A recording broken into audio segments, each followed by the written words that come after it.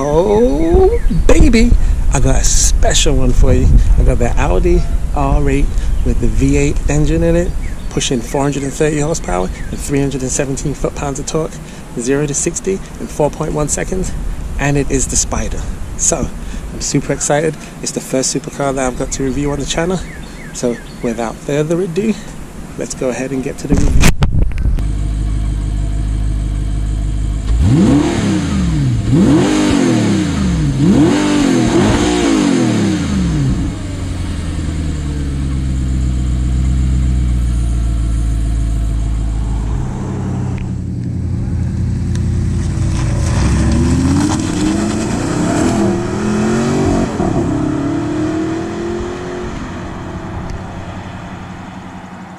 What's good, YouTube?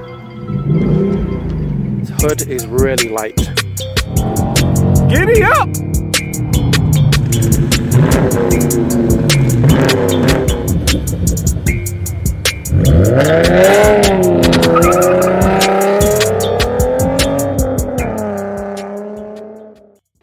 If you haven't already, be sure to subscribe to the channel. Make sure that you hit the notification bell so that you can be alerted of any new uploads that I do, and hit the like because it helps the channel to grow. On with the video.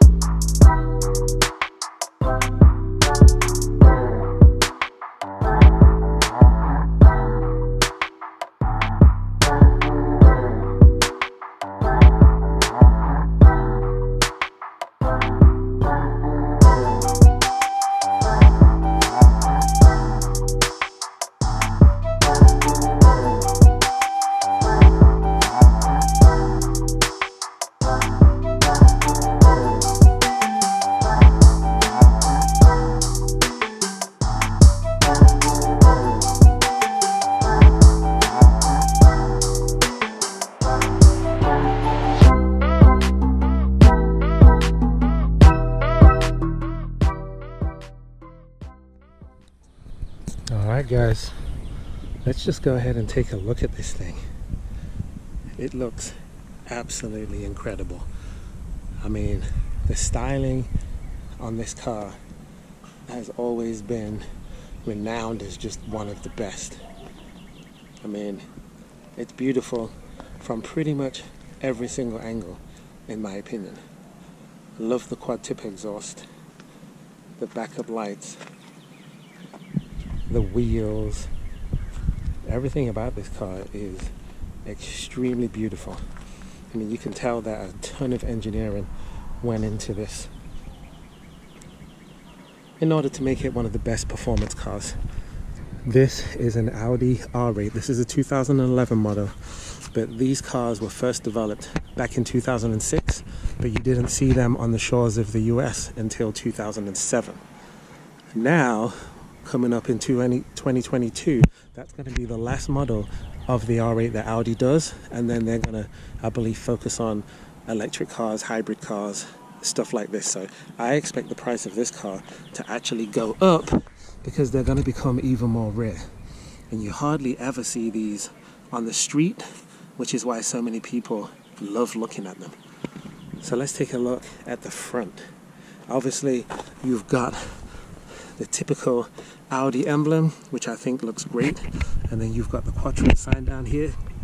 If you didn't know, Quattro just means Audi's all-wheel drive system. And then you've got this big grille, which this is not functional, it's all filled in, but this does have a gap in it, so it is functional, as are these huge side vents. So that does go through to feed air into the engine. You also see these beautiful LED running lights, and the rest of the lights when you turn them on are very attractive as well. I mean, the car just means business. And the hood is not anything to doesn't have like crazy lines on it. I mean, you can see this line that goes down this side and another line down the left side, and that's basically it. But the hood doesn't need to be over the top to make it look beautiful. This particular car does come with a lot of carbon fiber on the inside and also on these wing mirrors. So as you see, you've got the wing mirrors that has the carbon fiber pattern, and then you also have these turn signals built into the wing mirrors.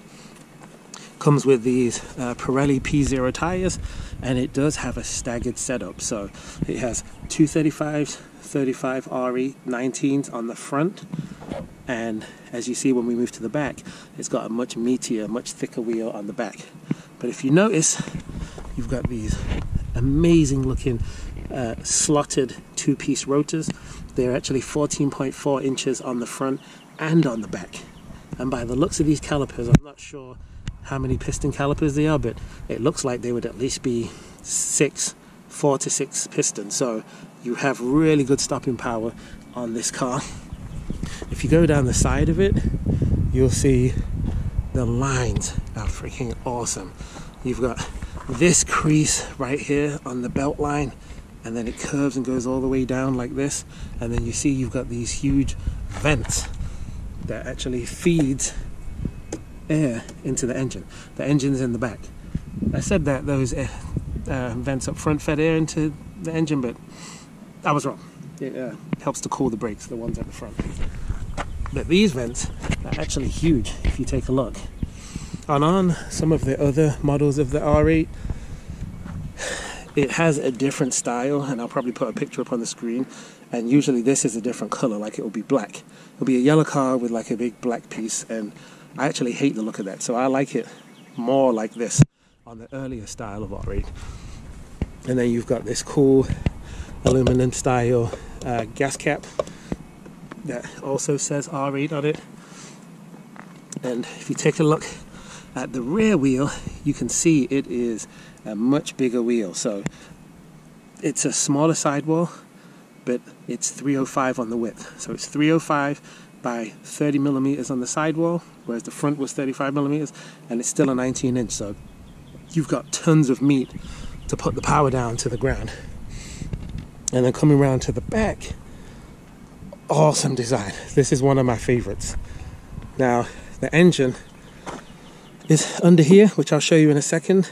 You can't see too much of it because of the convertible top has to go there. Now, if you had the coupe version, then a lot of them have a glass cover where you can actually see the whole engine. And this is a little kick-up spoiler that goes up when you get to a certain high speed, or you can manually put it up, and you've got these awesome, amazing looking quad tip exhausts, which you'll hear the sound of it. They sound really good. These vents at the back too are also functional. So you have a lot of cars nowadays where they look like they have functional vents, but in reality they're just fake. But I will go ahead and tell you right now, I do not have very much leg room in this car at all. It is definitely not really made for tall people. So if you're 6'4" and up, the car might not be comfortable to drive on long distances.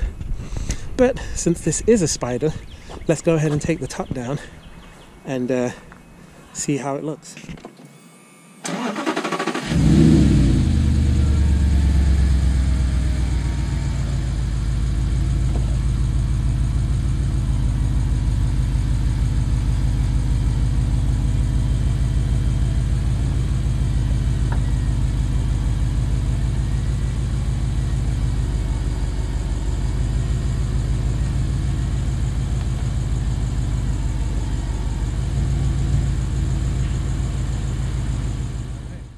Now that the top's down, let's go ahead and take another look at it. Come on. You know that this is a pretty car. If you say that this is not an attractive car, then you are just not a car person whatsoever. I mean, the car looks good with the roof up, but man, when you take that roof down, it has an even more aggressive look. Let me go ahead and get all the windows down. Woo. Man, oh man. I tell you what, my Camaro interior is tight, but this car, its interior is way tighter than my Camaro. I tell you that.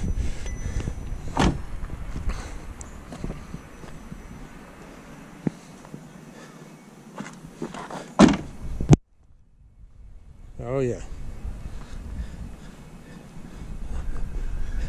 Now, I know a lot of people are going to say, well, this car is expensive compared to a C8 Corvette, and that's true, but you're going to see C8 Corvettes everywhere. This thing, you only see it every now and again, once in a blue moon, which that's what makes this car special. It's not an everyday car. You don't see it all the time. Okay, so moving on to the interior. Like I said earlier, the car does have a lot of carbon fiber on it. So it's got carbon fiber on the door here, carbon fiber on the door seal where you walk in, and then you do have this nice aluminum badge that says R8, and then you've got a little bit of carbon fiber here on the center console. It might be real carbon fiber, but if I'm being completely honest, it looks kind of cheap. And then down here on the pedals, you've got nice aluminum pedals for the brake and the gas and the footrest. And then you've got this beautiful Audi steering wheel. Thickness on it is absolutely perfect. You've got these large 10 and 2 notches, and then the gauges are analog. Remember, this is a 2011, so it's not going to have all of the digital stuff like you used to today. And perfect looking dash. This stuff looks nice, but if I'm being completely honest, it feels just as cheap as the interior on my Camaro. This doesn't necessarily feel super high spec. This stuff is super hard plastic. The buttons feel kind of cheap, and the radio, we won't really judge that because it's a product of its time. And obviously the center gauge is super duper basic as well. But visibility in the car is actually really good. The visibility in this car is a lot better than what it is on my Camaro. Glove compartment is pretty small and pretty tight. And then you've got these two useless cup holders, a little bit of storage space back here, and then a tiny bit of storage back here too. All of this stuff is really cheap plastic. The seats are very well bolstered, and they've held up pretty well considering this is a 2011. I don't see any rips in the seat, but the bolstering is really good on the bottom and on the side, so it does hold you in place. And even the door panels don't feel like it's a premium material, so that part is a little bit disappointing. I do like the style of the driver's arm pull to close the door. It's kind of open, which I've never seen that on a car before. And I do like the fact that the wing mirrors are quite large and you can see out of it good. And then you do have a really small rear view mirror. Okay, let's go ahead and take a look at the heart of the beast, which is Audi's 4.2 litre V8. You can see it's got 2 throttle bodies, 2 intakes, and it does push 430 horsepower, 317 foot-pounds of torque, 0 to 60 in 4.1 seconds. I believe the quarter mile, I'll put it on the screen because I don't remember that off the top of my head, but I think it's 13.2 or 13.6, somewhere around that. I'll put it on the screen. And the car sounds awesome. I mean, I don't know if it's coming over camera, but the car sounds like an awesome high revving V8, and it is high revving. A lot of times you almost wonder, when are you going to change gear? But like I said, 2022 is the last year of this car, so cars that are looked after these R8s, I'm sure that they're going to go up gradually in price because the demand for them is going to be high. Only thing I don't like about the Spyder is that you can't see the full engine like you can in the coupe versions when people open the top. I will say this, the car's turning radius is actually pretty good. So that is impressive because in a lot of sports cars, the turning radius is not the best at all. There we go. We go slow, and then we gun it.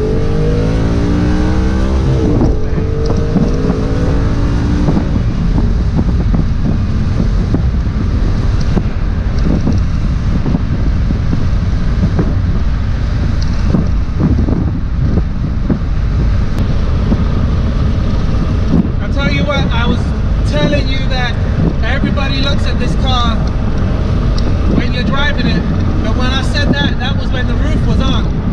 And now that the roof's off, even more people look at you while you're driving this thing.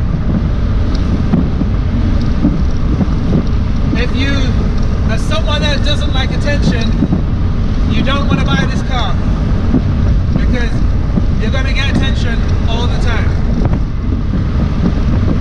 And not only that, if you're a dweeb, if you're a nerd, this car will at least help you to get a girlfriend. I can tell you right away from the jump that the car is very stiff, extremely stiff suspension, and the car is very low down to the ground. And it is not really made for tall people. I definitely am feeling cramped in this car.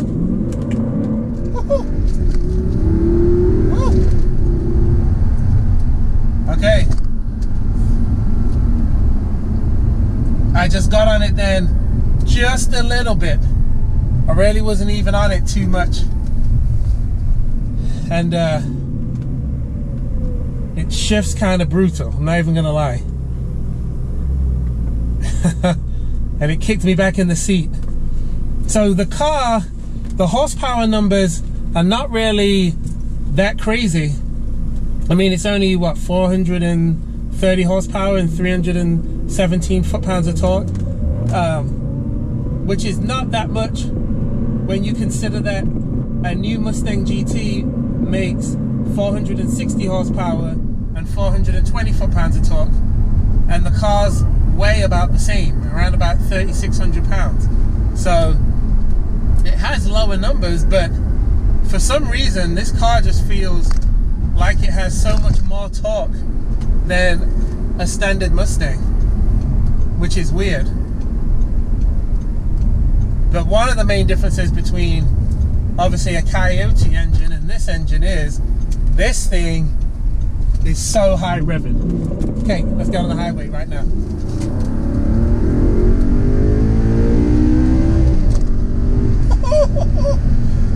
Woo! Do you hear that sound? Now I know it's the V8 and it's not the V10, but the car still makes a crazy sound. Let me get on it one more time.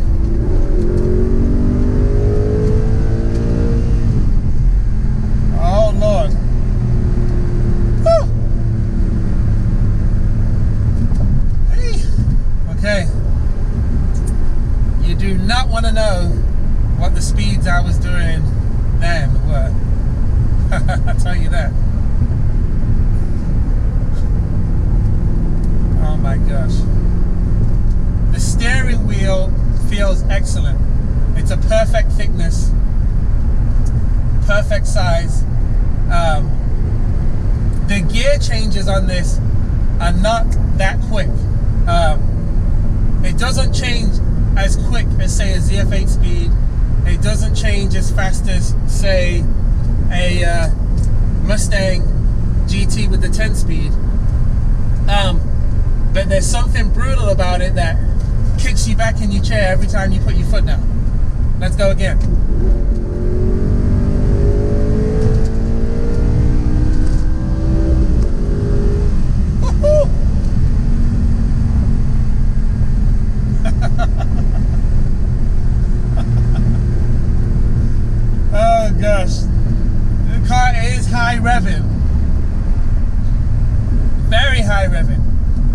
a 6-speed automatic, whereas cars nowadays have an 8-speed or a 10-speed even.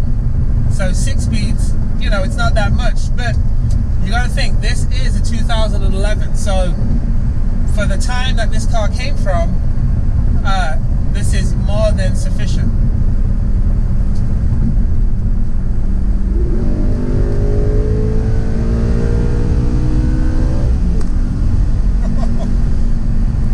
That is addictive, for sure. And when you get to a certain speed, you can see the wing at the back actually pops up to give the car a little bit more stability at high speeds. So that is a cool feature. The steering is really light. I'm sure there's probably a mode down there where you can change how the steering feels, but it's not too light though. But I do find that in the Audis that I've driven before, the steering always seems to be lighter than what it feels in, say, like a BMW. BMW steering oftentimes can be a lot more weighted feeling. So, but the car sounds excellent.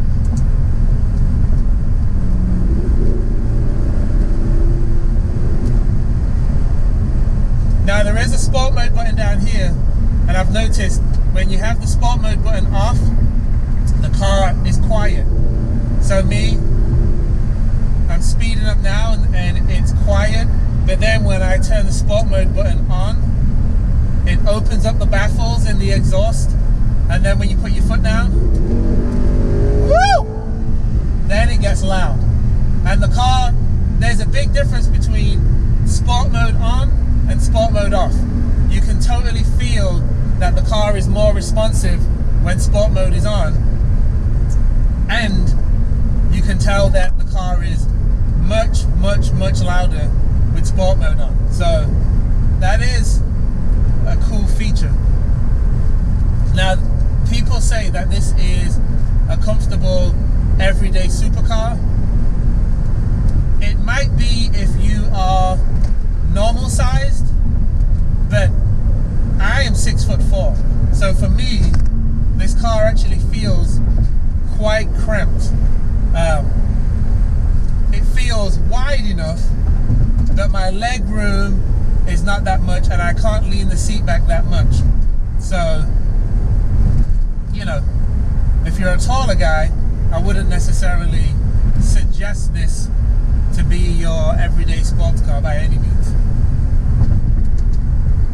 And you've got to remember too that 2022 is the last year that they're going to be making the Audi R8.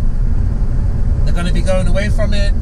I'm sure you know lots of companies are going to all of these electric cars or hybrid cars, so they're really not going to be making these big V8 or V10 engines anymore. And don't forget, this particular vehicle in the V10 model, it practically has the same engine as what you get in the Lamborghini. I believe it's the, at least on the newer ones, it shares an engine with the Lamborghini Huracan. I could be wrong on that, on the model, but it definitely has the same engine as the Lamborghini because, you know, it's all under the Audi brand. Here we go. Woo! Oh my gosh.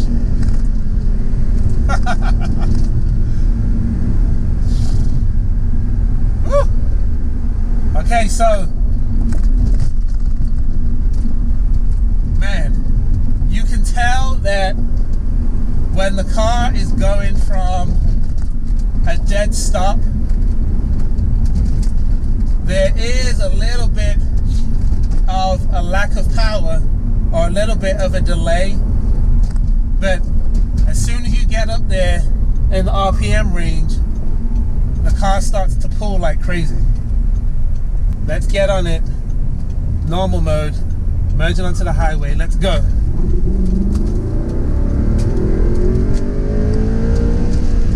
Woo! The car just grips.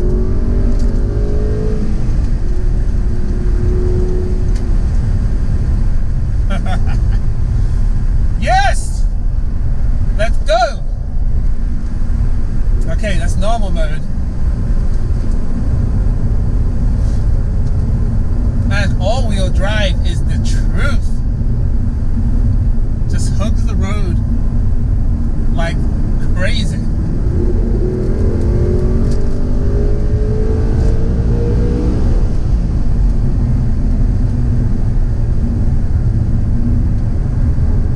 Like absolute crazy.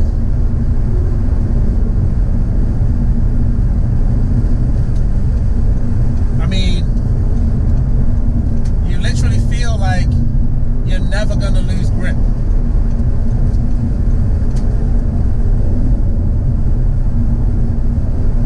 Which, to me, is an awesome feeling.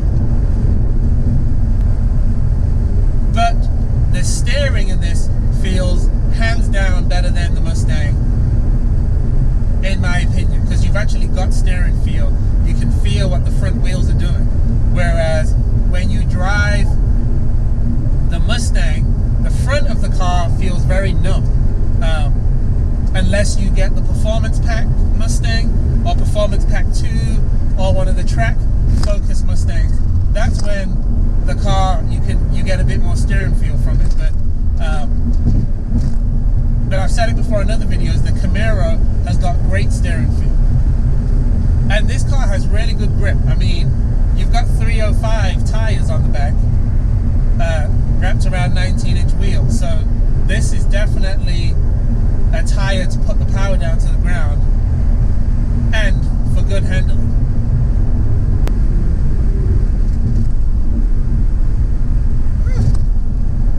There we go, let's get in it. Just for a second, let's see how it pulls. I'm going from 60, 1, 2, 3.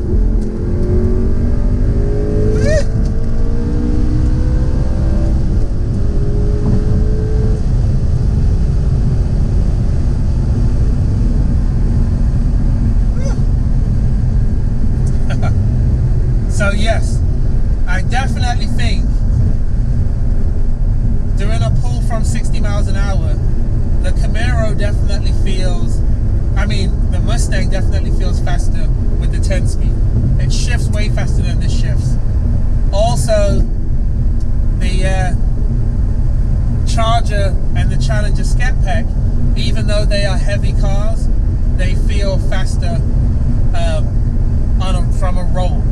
Now, if it was from a dig and you was going from a dead, a standstill, this car would beat those cars off the line because it's all-wheel drive. But yeah, definitely rolling on the highway, this car feels like it's just a little bit slower than those ones.